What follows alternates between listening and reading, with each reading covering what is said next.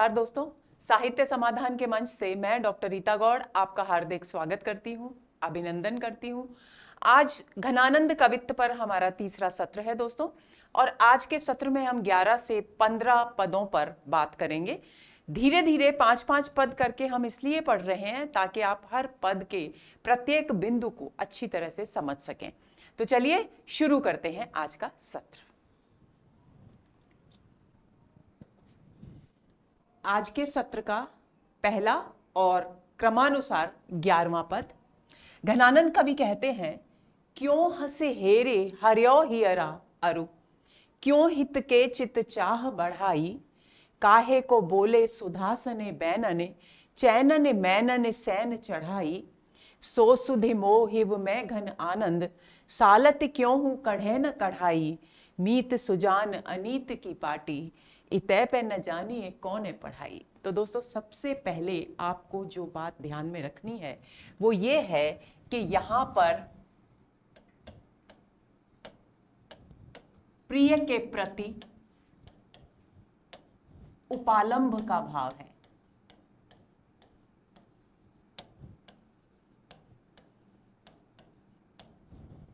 ये जो भी हम दोस्तों व्याख्याएं पढ़ रहे हैं और उसमें जो मूल प्रमुख बातें मैं आपको बता रही हूं वो सब संपादक आचार्य विश्वनाथ प्रसाद मिश्र के अनुसार ही बता रही हूं।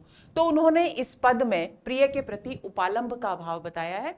कई बार परीक्षाओं में पूछ लिया जाता है कि उपयुक्त पद के, प्रस्तुत पद के विषय में विश्वनाथ प्रसाद मिश्र का कौन सा असंगत कथन है या कौन सा कथन नहीं है, तो आप उस दृष्टि से इस बात को ध्यान में रखें। तो प्रिय के प्रति उपालंभ का भाव प्रमुख है, तो इस पद का प्रमुख भाव क्या हुआ? उपालंभ का भाव। प्रिय के प्रति उपालंभ है। अब हम समझते हैं उपालंभ क्या है। उपालंभ का मतलब क्या होता है? उलाहना देना, किसी को ताना देना कि भाई एक तरह से शिकायत सी करना, प्रेम भरे स्वर में शिकायत करना।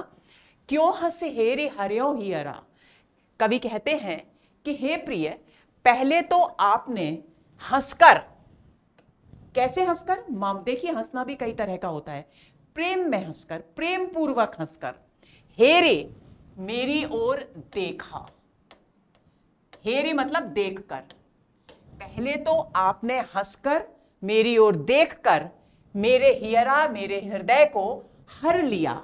हर लिया का मतलब क्या हुआ? आप सभी वैसे तो जानते हैं, लेकिन हर लिया का मूलतः अर्थ यह है कि मेरा हृदय अब मेरा नहीं रहा, यानी प्रिय का हो गया, आपका हो गया। क्यों? क्योंकि ये मेरा होते हुए भी दिन रात आपके चिंतन में ही डूबा रहता है।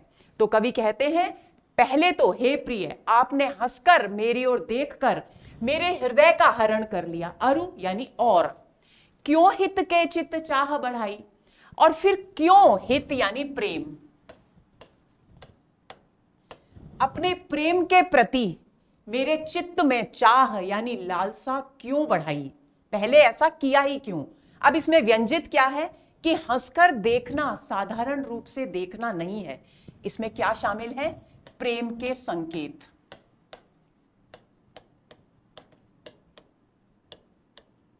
तो कवि कह रहे हैं कि पहले तो आपने हंसकर मेरी ओर देखकर मेरे हृदय को चुरा लिया, हरण कर लिया, क्योंकि अब ये हृदय दिन और रात, हर समय, हर घड़ी केवल और केवल आपके विषय में ही सोचता है। और क्योंकि आपके इस देखने में प्रेम के संकेत भी शामिल थे, इसलिए उन प्रेम के संकेतों को देखकर मेरे मन में क्या हुआ? प्रेम के प्रति, आपके प्रति प्रेम भाव को लेकर मेरे चित्त में, मेरे हृदय में चाह यानी लालसा और अधिक बढ़ गई। यदि केवल ये हंसना, प्रेम से हंसना मात्र होता, देखना मात्र होता, तो संभवतः कवि कह रहे हैं कि मेरे चित्त में आपके प्रेम के प्रति लालसा नहीं बढ़ती, लेकिन क्योंकि इसमें आपके प्रेम के संकेत भी शामिल थे, इसलिए आपके प्रति प्रेम भाव, मेरे चित्त में उसके प्रति लालसा बढ़ गई। तो ऐसा आपने क्यों किया? अब क्यों किया में क्या व्यंजित है? क्यों किया में व्यंजना यह है कि जब आपने पहले ऐसा किया तो अब भला मेरे प्रति निष्ठुरता क्यों अपना रहे हैं? अब मुझे दर्शन क्यों नहीं देते? अब हमारा मिलन क्यों नहीं होता? ये सारे भाव, इसीलिए उपालंभ है ये सारे भाव इसमें निहित हैं। आगे की पंक्ति देखिए, काहे को बोले सुधासने बैनने। अब कवि कहते हैं कि चलिए चित्त में चाह बढ़ा ली, कोई बात नहीं, उतना तक भी ठीक था, लेकिन इसके बाद आप रुके नहीं। आपका प्रेम भाव, आपने निरंतर मेरे हृदय में प्रेम भाव को बढ़ाने की पूरी कोशिश की, क्योंकि आपने प्रेम से मेरी ओर देखा, प्रेम के संकेत मुझे दिए, मेरे हृदय में आपने प्रति प्रेम का भाव बढ़ाया, लालसा बढ़ाई। उसके बाद आपने काहे को बोले सुधा सने बहनन, फिर मेरे साथ इतने सुधा यानी अमृत में डूबे हुए, लिपटे हुए बैन यानी वचन, अमृतमयी वाणी, अमृत में डूबे, अमृतमयी वाणी। अमृतमयी वाणी का अर्थ क्या हुआ? मधुर, मीठे मीठे, प्रेम में डूबे हुए मीठे मीठे बोल आपने क्यों बोले। यहां तक भी यदि आप रुक जाते चाह बढ़ाने तक तो भी सही था, लेकिन आप रुके नहीं। हे प्रिय, आपने फिर मेरे साथ अमृत के में डूबे हुए जैसे मीठे मीठे बोल में बातचीत क्यों की, मीठी मीठी वाणी में बात क्यों की, और यदि की तो फिर उस परंपरा को आप निभा क्यों नहीं रहे हैं? उपालंब है। चैनने मैनने सैन चढ़ाई, और चैनने यानी आनंद पूर्वक आपने मुझे कहां चढ़ा दिया? मैनन यानी कामदेव की, काम की, सैन यानी सीढ़ी। काम का मूल भाव क्या है? प्रेम। यानी आपने इस प्रकार अमृतमयी वाणी में मुझसे बात कर, मीठी मीठी बातें करके मुझसे प्रेम भरी आनंद पूर्वक मुझे काम की सीढ़ी पर चढ़ा दिया। मतलब क्या हुआ? मतलब यह हुआ कि आपने प्रेम के मार्ग पर मुझे और अधिक आगे बढ़ा दिया। सो सुधि मोहिव में घन आनंद। घन आनंद कवि कहते हैं कि अब हे प्रिय, मेरी पीड़ा क्या है कि अब आप तो निष्ठुर हो गए हैं, आप तो मेरे प्रति उपेक्षा भाव अपना रहे हैं, आप तो मुझसे मिल नहीं रहे हैं, लेकिन मेरी पीड़ा यह है कि वो मिलन के समय की जो बातें हैं, जो आपके हाव भाव हैं, जो आपका हंसकर देखना था, जो आपके प्रेम के संकेत थे, जो आपके मीठे मीठे प्रेम के भाव में डूबे हुए बोल थे, उन सब की स्मृतियां मेरे हृदय में सालत क्यों हूं कढ़े न कढ़ाई। वे मेरे हृदय में चुभती हैं, कसकती हैं, चुभती हैं, कसकती हैं। कसकने का मतलब क्या हुआ?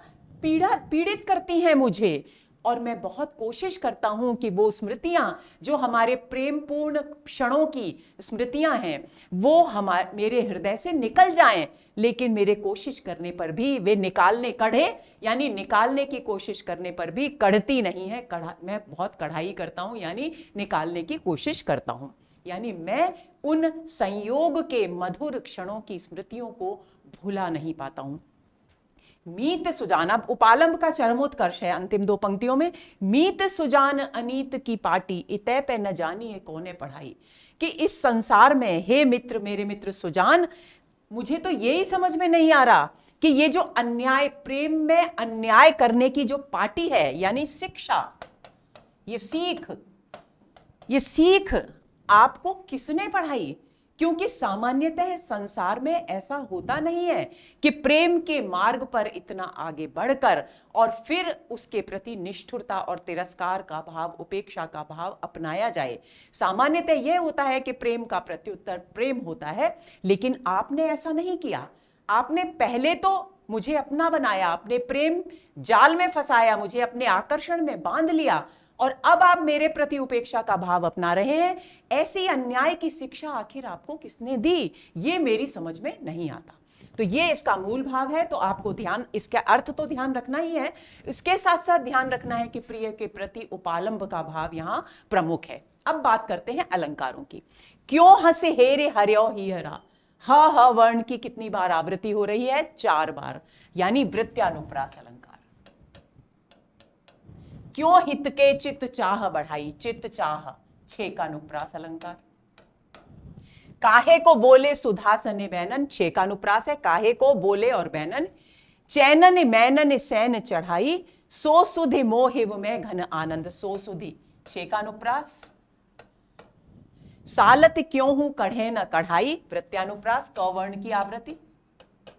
मीत सुजान अनीत की पाठी, इथे पे न जानिए कौने पढ़ाई। तो ये तो हुई इनके अलंकारों की बात। अलंकार तो ज्यादातर घनानंद में या तो यमक मिलेगा या श्लेष मिलेगा या अनुप्रास में छेका और वृत्तियां मिलेंगे, तो आपको ये ध्यान में रखना है। और इस पद का मूल भाव प्रिय के प्रति उपालंब का भाव यहां प्रधान है, ये आपको भूलना नहीं है। आगे चलते हैं। 12वां पद और आज के सत्र का दूसरा पद। प्रीतम सुजान मेरे हित के निधान कहो, कैसे रहे प्राण जो अनख अरसाए हो। तुम तो उदार दीनहीन आने पर्यो द्वार, सुनिए पुकार याही कोलों तरसाए हो। चातिक है रावरो अनोखो मोह आवरो, सुजान रूप बावरो बदन दरसाए हो। बिरह नसाए दया हिय में बसाए आए, हाय कब आनंद को घन बरसाए हो। यहां पर क्या भाव प्रधान है? विरही का प्रिय के प्रति संदेश।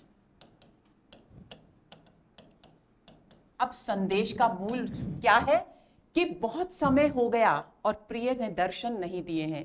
तो कवि कहते हैं कि कवि का संदेश है, वो पूछ रहे हैं संदेश भेजकर कि कब मुझे दर्शन देकर मेरे हृदय में आनंद की वर्षा करोगे। तो चलिए समझते हैं। प्रीतम सुजान मेरे हित के निधान कहो, कि हे मेरे प्रियतम सुजान। सुजान का अर्थ मैं आपको बता चुकी हूं। विश्वनाथ प्रसाद मिश्र ने सुज्ञान से सुजान माना है और इसे श्री कृष्ण का पर्याय माना है, क्योंकि उनका कहना है कि सगुण भक्ति धारा के कवियों ने, भक्तिकालीन कवियों ने सुजान शब्द को कृष्ण के पर्याय के रूप में, कृष्ण के विशेषण के रूप में कई बार इस्तेमाल किया है। तो वे कहते हैं कि हे मेरे प्रियतम सुजान, मेरे हित, हित का अर्थ यहां पर प्रेम है, मेरे प्रेम के निधान यानी केंद्र, यानी मेरे आधार, क्योंकि मैं आपके अतिरिक्त और किसी से प्रेम करता ही नहीं। तो प्रीतम सुजान मेरे हित के निधान कहो, कि कहो यानी अब मुझे बताओ, क्योंकि संदेश दे रहे हैं, मुझे बताओ। क्या बताओ? कैसे रहे प्राण जो अनख अरसाए हो, कि आप अनख यानी रूठ कर, कि पहले तो आप मुझसे प्रेम पूर्वक मिलते रहे और अब इस तरह से रूठ कर मुझे दर्शन देने में यदि अरसाए हो, आलस्य करोगे,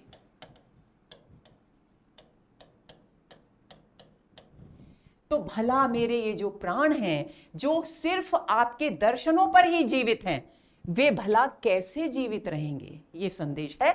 तो प्रीतम सुजान मेरे हित के निधान, मेरे प्रेम के आधार, हे मेरे प्रियतम सुजान, मुझे ये बताओ कि यदि इस तरह मुझसे रूठ कर मुझे दर्शन देने में आप आलस्य करेंगे, दर्शन नहीं देंगे, व्यंजित भाव है कि मुझे दर्शन नहीं देंगे, तो भला मेरे ये प्राण जो केवल और केवल आपके दर्शनों पर ही जीवित रहते हैं, दर्शनों की आशा में ही जीवित रहते हैं, वे भला कैसे जीवित रहेंगे? तुम तो उदार दीनहीन आने पर्यो द्वार। घनानंद कवि कहते हैं कि तुम तो उदार हो, उदार हृदय है तुम्हारा। अगर किसी से कोई भूल भी हो जाए तो तुम उसे क्षमा कर देते हो, नजरअंदाज कर देते हो, उसे अपने चित्त में धारण नहीं करते। तुम तो उदार हो। और मैं कौन हूं? दीन और हीन अवस्था में मैं आकर तुम्हारे दरवाजे पर पड़ गया हूं, यानी मैं केवल और केवल तुम्हारे प्रेम के द्वार पर पड़ा हुआ हूं।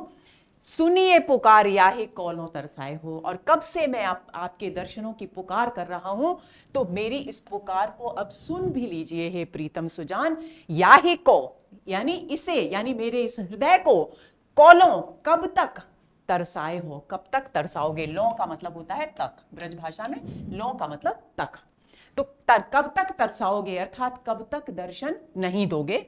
चातिक है रावरो अनोखो मोह आवरो। अब कवि कहते हैं कि मेरा ये जो हृदय है वो आपका, रावरो मतलब आपका, आपका चातक है।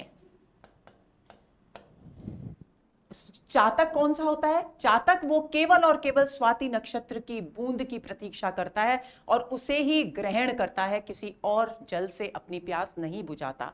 तो जैसे चातक का स्वाति नक्षत्र के प्रति प्रेम एकनिष्ठ है, वैसे ही मेरा ये जो हृदय है वो भी आपके प्रति एकनिष्ठ प्रेम से भरा हुआ है। मैं किसी और के विषय में मेरा हृदय सोच ही नहीं पाता, आनंद ही प्राप्त नहीं कर पाता, न दर्शन ही कर पाता है। यह तो सिर्फ और सिर्फ आपका चातक है। अनोखो मोह आवरो, और इसका जो मोह है, मेरे हृदय का जो मोह है वो भी अद्भुत है। क्यों? क्योंकि ये मोह आवरो है। आवरो मतलब व्याकुलता से भरा हुआ है। ये आपके प्रति मोह में बंध कर अत्यधिक व्याकुल है। क्यों व्याकुल है? क्योंकि आप दर्शन दे ही नहीं रहे हैं, और आप यदि दर्शन नहीं देंगे तो ये तो कैसे रहे प्राण जो अनख अरसाए हो। ये तो आपके दर्शनों पर ही जीवित है, इसके प्राण तो आपके दर्शनों पर ही जीवित है। भला ये इतनी व्याकुलता को सहकर कब तक सजीव रहेगा? तो इसका मोह कैसा है? इसका प्रेम व्याकुलता से भरा है, क्योंकि हे प्रीतम सुजान, आप इसे दर्शन नहीं दे रहे।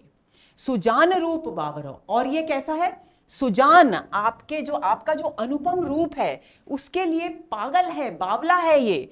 बदन दर्शाए हो, इसलिए आप कृपा करके हे मेरे प्रियतम सुजान, आप मुझे शीघ्र ही बदन यानी मुख, मैंने बताया था आपको पिछले सत्र में भी, वदन का तद्भव है बदन। वदन का मतलब होता है संस्कृत में मुख, और उसका तद्भव है बदन। बदन दर्शाए हो, कब अपना सुंदर सा मुख, रूपवान मुख मुझे दिखाओगे, मुझे कब दर्शन दोगे? बिरह नसाए दया हिय में बसाए आए, हाय कब आनंद को घन बरसाओगे। और अंतिम संदेश कवि कह रहे हैं कि हे प्रियतम सुजान, मेरे इस हृदय का जो विरह है, जो आपके दर्शनों के लिए व्याकुल हो रहा है, इसे नष्ट करके मेरे प्रति अपने हृदय में दया का भाव उत्पन्न करके कब आओगे, और कब आकर मुझे दर्शन देकर आनंद के बादलों की वर्षा करोगे, यानी कब मुझे दर्शन देकर मेरे हृदय को आनंद प्रदान करोगे। तो ये हुआ विरही का प्रिय के प्रति संदेश। अब बात करते हैं अलंकारों की। प्रीतम सुजान मेरे हित के निधान कहो, कैसे रहे प्राण जो अनख अरसाए हो। अनख अरसाए हो 6 का अनुप्रास। तुम तो उदार दीनहीन आने पर्यो द्वार, सुनिए पुकार याहे कौलों तरसाए हो। चातिक है रावरो अनोहो अनोखो मोह आवरो, 6 का अनुप्रास।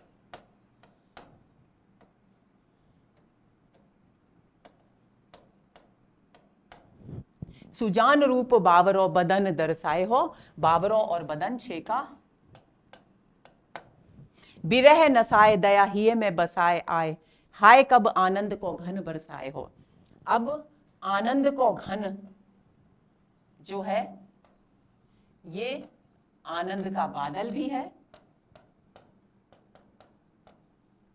और कवि भी है, कवि का नाम भी है। ये भी आपको ध्यान में रखना है। अगले पद पर चलते हैं। 13वां पद। तब तो छवि पीवत जीवत है, अब सोचन लोचन जात जरे। हित पोष के तोष सुप्राण पले, बिललात महादुख दोष भरे। घन आनंद मीत सुजान बिना, सब ही सुख साज समाज टरे।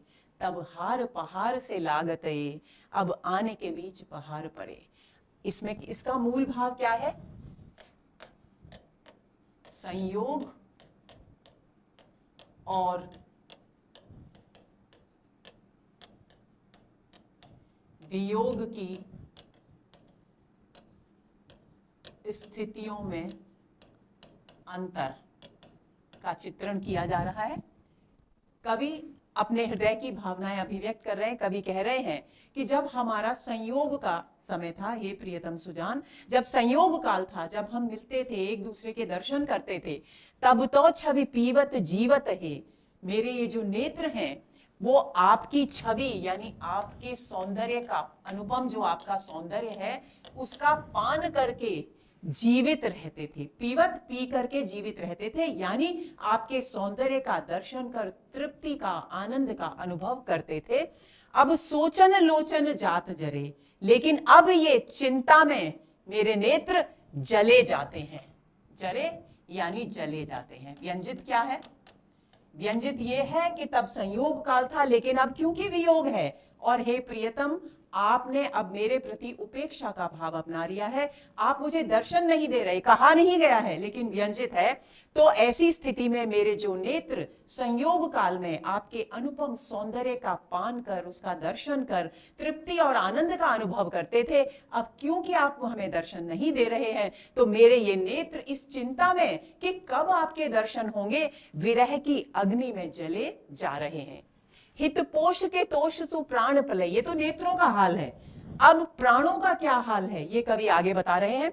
हित पोष के तोष सुप्राण पले, बिललात महादुख दोष भरे। कवि कहते हैं कि पहले जब संयोग काल था तब आपका जो प्रेम था, हित मतलब प्रेम, प्रेम से पोषण प्राप्त करके संतुष्ट होकर मेरे जो प्राण हैं वो पल रहे थे, यानी पुष्टि को प्राप्त हो रहे थे, उनका पोषण हो रहा था, क्योंकि आपका प्रेम मिल रहा था, आपके दर्शन हो रहे थे, उससे पोषण प्राप्त कर हृदय आनंदित हो रहा था, प्राण बिल्कुल खुशी से भरे हुए थे, प्राण पल रहे थे।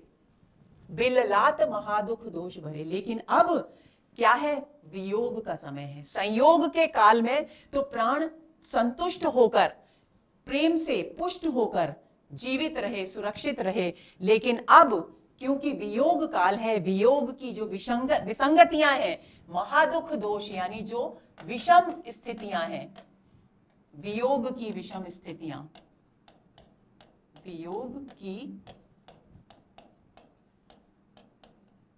जो विषम स्थितियां हैं उनमें इन प्राणों का क्या हो रहा है, ये बिललात, बहुत अधिक व्याकुल हो रहे हैं, बिलबिला रहे हैं जिसको हम कहते हैं, ये व्याकुल हो रहे हैं, ये प्राणों का हाल है। लोचन विरह की अग्नि में जले जा रहे हैं, चिंता करने के, सोच सोच के कि कब दर्शन होंगे। प्राण वियोग की जो विषमताएं हैं, जो कष्ट हैं वियोग के, उनको सह सहकर व्याकुलता का अनुभव कर रहे हैं। घन आनंद मीत सुजान बिना, घनानंद कवि कहते हैं कि मेरे मित्र, मेरे प्रियतम सुजान के बिना मुझे ऐसा लगता है मानो मेरे जीवन से सुख और आनंद के सारे साधन टर गए हैं, दूर हो गए हैं। सुख साज, सुख के जितने भी साजो सामान थे वो सब दूर हो गए हैं, टल गए हैं, यानी मेरे जीवन से दुख समाप्त हो गया है। तब हार पहाड़ से लागत है। और घनानंद कहते हैं कि जब संयोग काल था और मैं प्रिय से आलिंगनबद्ध होता था, तब उन प्रिय के गले में धारण किए हुए जो हार थे वो भी ऐसे व्यवधान, पहाड़ के समान भारी भरकम बाधा के रूप में प्रतीत होते थे। लेकिन अब जबकि वियोग काल है तो ऐसा प्रतीत होता है जैसे आकर हमारे बीच में अनगिनत पहाड़ों की दूरियां व्याप्त हो गई हैं, अनगिनत बाधाएं व्याप्त हो गई हैं। तो ये इस पद में पूरी तरह से क्या हुआ, संयोग और वियोग की स्थितियों का तुलनात्मक चित्रण कर रहे हैं कवि। अब बात आती है अलंकारों की। तब तो का मतलब आप लेंगे संयोग काल, अब यानी वियोग काल, ये आपको ध्यान रखना है। जात जरे छेकानुप्रास, हित पोष के तोष सुप्राण पले, छेकानुप्रास नहीं, वृत्यानुप्रास, पवर्ण की आवृत्ति, पोष प्राण और पले, बिललात महादुख दोष भरे, दुख दोष छेकानुप्रास, घन आनंद मीत सुजान बिना, सब ही सुख साज समाज टरे, वृत्यानुप्रास। तब हार पहाड़ से लागत है, अब आने के बीच पहाड़ पड़े। यहां पर छेका हो गया और हार पहाड़ में हो गया सभंग पद यमक। सभंग पद यमक जब किसी भी शब्द को तोड़कर, भंग करके और दो अलग अलग शब्दों में इस्तेमाल किया जाए और उनके अर्थ अलग हों, वहां सभंग पद यमक होता है। तो हार और पहाड़, पहाड़ को तोड़ दिया गया, भंग कर दिया गया, और हार का अर्थ आभूषण है और पहाड़ का अर्थ पहाड़ है, आप सभी जानते हैं। एक और बात यहां पर खास है कि यहां पर विरोधात्मक सौंदर्य है इस पद में, क्योंकि पीवत जीवत है, पहले जी रहे हैं, फिर जल रहे हैं, पल रहे हैं और फिर व्याकुल हो रहे हैं। तो विरोधी स्थितियों का चित्रण है, क्योंकि संयोग वियोग अपने आप में ही विरोधी स्थितियां हैं। तो ये भी आपको ध्यान में रखना है। अब आती है अगले पद की बारी, 14वां पद। पहले अपनाए सुजान स्नेह सो, क्यों फिर तेह के तोरिए जू, निर्धार आधार दे धार मझार, दई गही बाह बोरिए जू, घन आनंद आपके चातिक को, गुण बांध ले मोह न छोरिए जू, सरस प्याए के ज्याए बढ़ाए के आस, विसास में यो बिस घूरिए जू। इस पूरे के पूरे पद में कवि अपने प्रिय से, यानी प्रिय के प्रति ये प्रश्न कर रहे हैं एक तरह से कि पहले आपने मुझे प्रेम के बंधन में बांधा और अब उस प्रेम के बंधन को तोड़ क्यों रहे हैं। यानी प्रेम में जो विसंगतियां आ गई हैं, जो विषमताएं आ गई हैं, उनका चित्रण यहाँ पर प्रमुख है, प्रधान है। तो कवि कहते हैं पहले अपनाए सुजान, के हे मेरे प्रियतम सुजान, पहले तो आपने मुझे स्नेह से यानी प्रेम से अपना बना लिया, यानी मुझसे प्रेम किया। क्यों फिर तेह के तोरिए जू, और फिर तेह मतलब क्रोध, रोष, रोष, रोष में आकर उस स्नेह का जो संबंध था उसको तोड़ क्यों रहे हैं। यहां एक बात और ध्यान में देने की है दोस्तों कि स्नेह का मतलब प्रेम तो है ही, लेकिन स्नेह का मतलब चिकनाई भी होता है जो तेल में होती है। तो इसका जो व्यंजित भाव है वो व्यंजित भाव प्रेम ही हुआ, क्योंकि प्रेम वो चिकनाई है जो दो हृदयों को आपस में जोड़ने का काम करती है।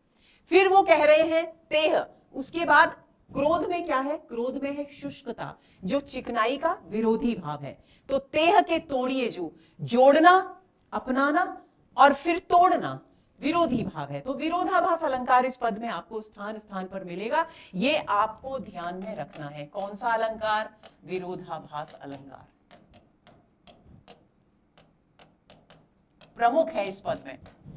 तो कवि कह रहे हैं कि पहले तो आपने अपने प्रेम रूपी मधुरता से, चिकनाई यानी प्रेम रूपी मधुरता से मुझे अपनाया, यानी मुझसे प्रेम किया, और फिर न जाने क्यों रोष में भरकर, क्रोध में आकर उस अपशुष्क स्वभाव अपनाकर मेरे प्रति में उस स्नेह के संबंध को तोड़ रहे हैं। विरोधी स्थितियां, जोड़, अपनाना और छोड़ना, और स्नेह और शुष्कता दोनों विरोधी स्थितियां हैं, तो विरोधाभास अलंकार है। आगे कभी कहते हैं निर्धार आधार दे धार मझार, दई गई बाह बोरिए जू, हे प्रिय मेरे प्रियतम सुजान, पहले तो मैं तो बेआसरा था, मेरे प्रेम के लिए कोई ठोर ठिकाना नहीं था, मैं तो आश्रयहीन अवस्था में था, निर्धार मैं तो निराधार था, आधारहीन था, मुझे आधार दिया आपने, अपना प्रेम देकर मुझे आधार प्रदान किया, मेरे हृदय को प्रेम के लिए एक स्थान दिया। मुझे मझदार में मैं डूब रहा था, प्रेम के सागर के मझदार में मैं डूब रहा था, आपने मुझे पकड़कर, हाथ पकड़कर बचा लिया। फिर दई गई बाह, मुझे मेरी बाह पकड़ ली, और अब उसी बाह को पकड़कर मुझे क्यों डुबो रहे हैं, बोरिए यानी अब मुझे क्यों डुबो रहे हैं। व्यंजित भाव क्या हुआ, व्यंजित भाव ये हुआ कि पहले तो प्रेम किया और अब उपेक्षा का भाव क्यों अपना रहे हैं। पहले जिस तरह से मेरे हृदय को आश्रय दिया आपने प्रेम का, मुझे मझदार में डूबता हुआ देखकर आपने मुझे बचाया, मेरी सुरक्षा की, मुझे संरक्षण, मेरे प्रेम भाव को संरक्षण दिया, अब भला हाथ पकड़कर उसे ही बीच मझधार में डुबोने का काम क्यों कर रहे हैं। क्योंकि जो प्रेम पहले किया अब उसके प्रति इतना उपेक्षा का भाव आखिर क्यों है, ये प्रश्न पूछा जा रहा है कवि घनानंद के द्वारा अपने प्रियतम सुजान से। आगे घन आनंद आपके चातक को, देखिए बहुत सारे पदों में घनानंद ने स्वयं को, अपने हृदय को चातक कहा है। चातक प्रतीक है यहाँ एकनिष्ठ प्रेम का, पिछले पद में भी हमने बताया था। घनानंद कवि कहते हैं कि हे प्रियतम सुजान, आपका ये जो चातक है, मेरा हृदय जो आपके से एकनिष्ठ प्रेम करता है, आपने इसको पहले तो अपने गुणों से बांध लिया। गुण के दो अर्थ हैं, एक तो गुण और दूसरा रस्सी। हम किससे बांधते हैं, किसी भी व्यक्ति को रस्सी से या डोर से ही बांधते हैं। तो पहले तो आपने प्रेम के गुण से बांध लिया, अब मोह न छोड़िए जू, और अब क्या कह रहे हो, अब मेरे प्रति मोह का जो भाव है उसमें उपेक्षा उत्पन्न कर मुझे छोड़ रहे हैं। तो बांधना और छोड़ना क्या हुआ, विरोधाभास। पहले आपने मुझे अपने गुणों की रस्सी से बांधा, उसके बाद मुझे प्रेम से बांधा, और अब मेरे प्रति मोह भाव नहीं रख रहे और मुझे छोड़ रहे हैं, यानी मेरे प्रति उपेक्षा का भाव अपना रहे हैं। रस प्याए के जियाए बढ़ाए के आस, विसास में यो विस घोरिए जू, कि हे मेरे प्रियतम सुजान, पहले तो आपने अपने प्रेम का रस मुझे पिलाया, प्याए पिलाकर, पहले तो प्रेम का रस पिलाया, पिलाकर, जियाए जीवन दिया, मेरे प्राणों को जीवन दिया, क्योंकि ये निराधार थे, आश्रयहीन थे, डूब रहे थे मझधार में, इसे जीवन दिया और मेरे हृदय में बढ़ाई के आंस, अपने प्रति प्रेम भाव की आशा बढ़ा दी, मेरे मन में आपके प्रति प्रेम में विश्वास उत्पन्न किया। लेकिन अब उपेक्षा का भाव अपनाकर, दर्शन न देकर, वियोग की अग्नि में जलाकर, विश्वास, मेरे मन में जो विश्वास जागा था आपके प्रेम के प्रति, अब उसमें यूं विष घोलने का काम क्यों कर रहे हैं? देखिए, जीवन देना और विष क्या काम करता है? जीवन लेना। तो विरोधाभास यहां भी हो गया। तो एक बार फिर से समझ लेंगे। रस प्याय के जियाए, कि हे मेरे प्रियतम सुजान, आपने पहले तो मुझे प्रेम का रस पिलाकर मुझे जीवन दिया, जिलाया, मेरे हृदय में बढ़ाई के आस, अपने प्रति प्रेम की आशा बढ़ाई, उमंग बढ़ाई, लालसा बढ़ाई, और मेरे मन में यह विश्वास पैदा किया कि मैं आपके प्रति एकनिष्ठ प्रेम से बंधा हुआ हूं और आप भी मुझसे एकनिष्ठ प्रेम करते हैं, ये विश्वास किया। लेकिन अब विश्वासघात करके, यानी उपेक्षा और तिरस्कार अपनाकर मेरे प्रति, मेरे इस विश्वास में विष घोलने का काम क्यों कर रहे हैं? तो ये तो हुआ इसका अर्थ। अब देखते हैं अलंकार। पहले अपनाए सुजान स्नेह सो वृत्या, विरोधाभास तो पूरे पद में है ही, क्यों फिर तेह के तोरिए जू छेका अनुप्रास्त, निर्धार अधार दैधार मझार, अधार दैधार सभंग पद यमक,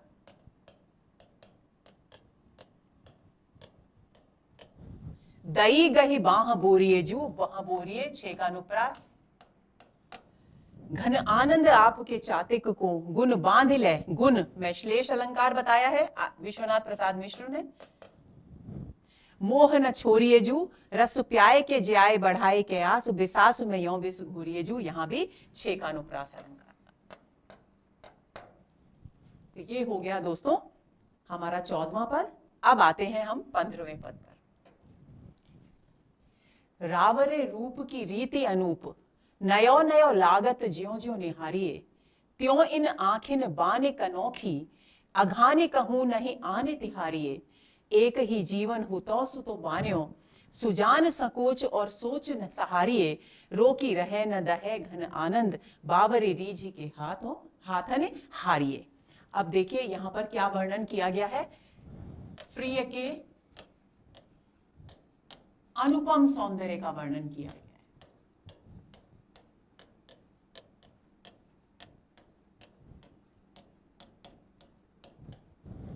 कवि कहते हैं कि रावरे यानी आपके, रावरे जहां कहीं भी रावरे है वहां आपके है, कि हे प्रियतम सुजान, आपके सौंदर्य की रीति ही अनुपम है, निराली है। क्यों? नयो नयो लागत ज्यो ज्यो निहारिये, कि मैं जितना अधिक इसको देखता हूं, निहारिये का मतलब है एक टक और बहुत ध्यान से देखना। तो जैसे जैसे मैं जितना ध्यान से देखता हूं, जितना एकाग्र होता हूं आपके सौंदर्य को निहारने में, तब तब मुझे नया ही लगता है। भाव, व्यंजित भाव क्या हुआ? व्यंजित भाव ये हुआ कि मेरे हृदय को, मेरे नेत्रों को आपके रूप सौंदर्य को निरंतर निहारने के बाद भी तृप्ति नहीं होती। क्यों? क्योंकि वो मुझे हर पल हर क्षण नया दिखाई देता है। त्यों इन आँखिन बान कनोखी, ये तो मैं आपके रूप सौंदर्य की रीति है, आपका रूप सौंदर्य है, लेकिन मेरी ये जो आंखें हैं इनकी भी बानी यानी आदत कैसी है? अनोखी है, अद्भुत है। कैसे? अघाने कहूं नहीं आने तिहारिये, इनकी, मेरे नेत्रों की आदत भी इतनी अद्भुत है कि ये तिहारिये आपके रूप सौंदर्य के अलावा आने अन्यत्र, कहीं और किसी और के सौंदर्य को देखने से अघाने तृप्त नहीं होते। क्यों? क्योंकि इन्हें वो आनंद, वो तृप्ति केवल और केवल आपके रूप में ही मिलती है। इनका मन कब प्रसन्न होता है? जब आपके रूप सौंदर्य को देखते हैं। लेकिन कहीं अन्यत्र मेरी ये जो आंखें हैं ये संतुष्ट, किसी और सौंदर्य को देखकर संतुष्ट नहीं होती। इन्हें केवल आपके और आपके दर्शनों की लालसा बनी रहती है। एक ही जीवन हुतो सुतो बान्यो, कवि कहते हैं कि मेरे पास एक ही जीवन था। जीवन से मतलब जिंदगी नहीं है दोस्तों, प्राण, एक ही प्राण है, थे मेरे पास, वो तो मैंने आप पर न्यौछावर कर दिए। अब हे मेरे प्रिय मित्र सुजान, आपकी ही जिम्मेदारी है, आपका दायित्व है कि आप मेरे संकोच को और मेरी जो चिंता है उसको सहारा दें, आश्रय दें, संभालें। अब बात यह है दोस्तों कि संकोच किसका है? प्रेम में किसका संकोच होता है? प्रेम में संकोच होता है सामाजिक मर्यादा का, लोक लाज का। तो जो सामाजिक मर्यादा है, जो लोक लाज है, उसके कारण मैं जो संकोच अनुभव करता हूं उसको भी आप ही संभालेंगे, सहारा देंगे। और फिर आपके दर्शन न कर पाने के कारण मैं जो चिंता करता हूं उसको भी आप ही संभालेंगे। यानी चिंता दूर करने के लिए आप क्या करेंगे? दर्शन देंगे। तो कवि कहते हैं कि मेरे पास एक ही प्राण थे, वो मैंने आप पर, हे मेरे प्रिय मित्र सुजान, आप पर न्यौछावर कर दिए। अब जो संकोच मुझे लोक मर्यादा के कारण होता है और आपके दर्शन न होने के कारण जो सोच होती है, जो चिंता होती है, उसे संभालने का कार्य, उसे सहारा देने का कार्य आपका ही है। रोकी रहे न दहे घन आनंद, बावरी रीझी के हाथन हारिए। घनानंद कवि कहते हैं कि हे मेरे प्रिय मित्र सुजान, मैं तो बावरी, मेरी ये जो पगली रीझ है, यानी आप पर मुग्ध होने की जो मेरी प्रवृत्ति है मेरे हृदय की, मैं तो इसके हाथों हार गया हूं। क्योंकि मैं बहुत कोशिश करता हूं कि मेरा हृदय आपकी ओर आकर्षित न हो, रीझे नहीं, लेकिन मेरे रोकने पर भी ये रुकती नहीं। और क्या करती है? इसके न रुकने के कारण मैं निरंतर अग्नि में, विरह की अग्नि में जलता रहता हूं, क्योंकि इसे आपके दर्शनों की लालसा है। और जब दर्शन नहीं हो पाते तो ये विरह की अग्नि में जलती है। तो हे मेरे प्रियतम सुजान, मैं तो अपनी बावरी रीझी, आप पर मुग्ध होने की, मेरे प्राणों की, मेरे हृदय की जो प्रवृत्ति है, उसके हाथों अपने आप को हार चुका हूं। अब देखते हैं अलंकार। रावरे रूप की रीति, र वर्ण की आवृत्ति है तो वृत्त्यानुप्रास अलंकार। नयो नयो और ज्यो ज्यो पुनरुक्ति प्रकाश।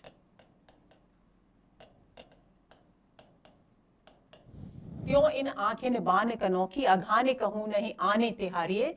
एक ही जीवन हुतो सुतो बान्यो, सुजान सकोच और सूच सहारिये। वृत्त्यानुप्रास। रोकी रहे छेकानुप्रास, बावरी रीझी के हाथन हारिये। छेकानुप्रास।